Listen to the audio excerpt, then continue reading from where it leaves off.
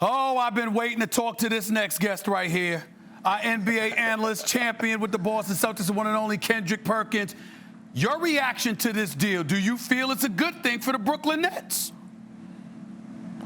Stephen A., surprisingly, I don't. And here's why. Yes, you have all the offensive power in the world, but guess what?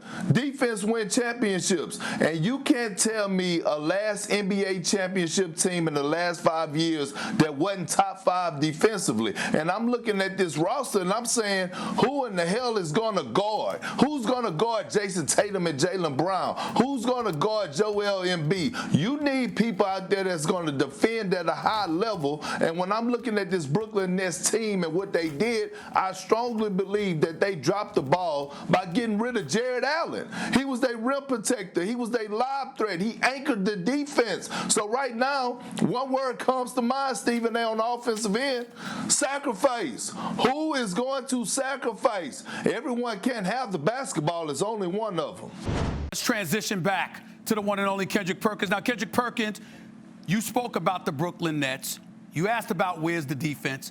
That doesn't appear to be a concern you have when it comes to the Philadelphia 76ers, who, if I remember correctly, you're predicting is coming out of the East. What about the fact that they didn't end up getting Harden when clearly they at least made an attempt to do so?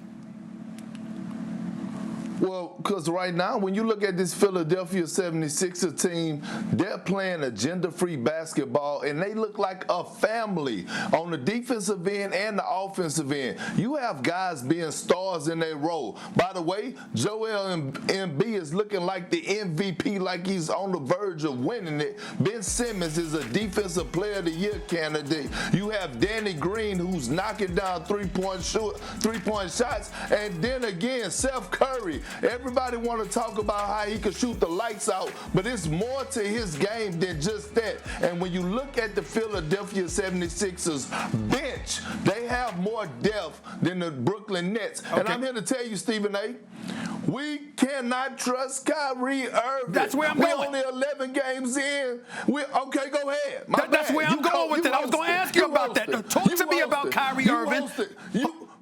Talk to me about Kyrie Irving being out for personal reasons. He's missed the last 5 games. How should we be feeling about Kyrie Irving right now? How should the Nets be feeling about Kyrie Irving right now, especially since they just acquired James Harden?